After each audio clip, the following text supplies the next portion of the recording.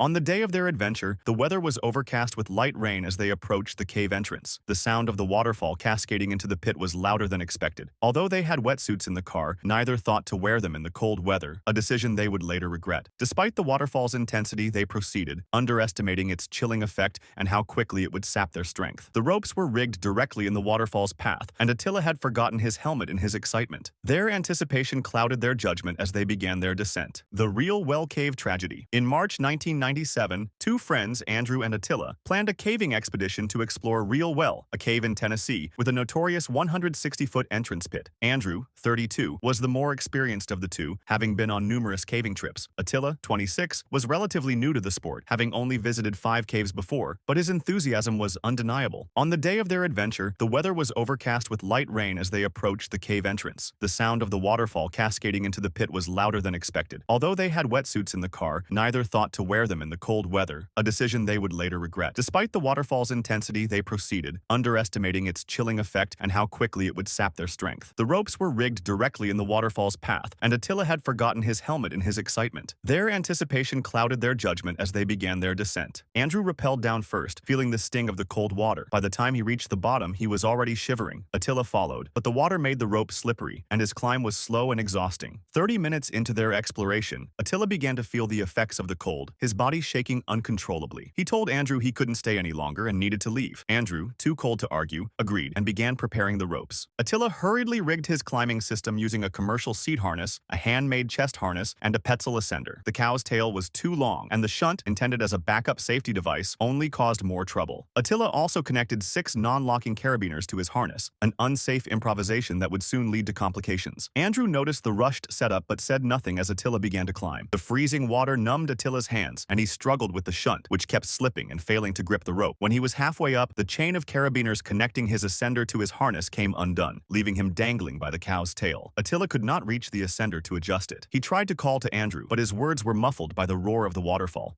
When he shouted that he could not continue, Andrew realized the danger and climbed toward him, determined to rescue his friend. Upon reaching Attila, Andrew found him hanging limp, his body nearly paralyzed by the cold. Hypothermia had set in, and Andrew knew that only a pick-off maneuver, attaching Attila to his own harness and descending together, could save him. Despite his training, Andrew's fingers were numb, and the freezing conditions made the maneuver nearly impossible. After several failed attempts, he realized the situation was too dire and tried another method, climbing out while tied to Attila. However, the added weight was too much, and after only 15 feet, Andrew's strength gave out. Now both were stuck, with Attila slipping into unconsciousness and Andrew too weak to continue. Desperate, Andrew managed to swing over to a ledge and unclip from the rope. Exhausted, he collapsed, shivering from the cold, and passed out. When he woke hours later, stiff and disoriented, he saw Attila still hanging motionless in the waterfall. It was clear his friend was gone. Realizing he could do nothing more, Andrew cut the tether that connected them and, with great sorrow, climbed out of the cave alone.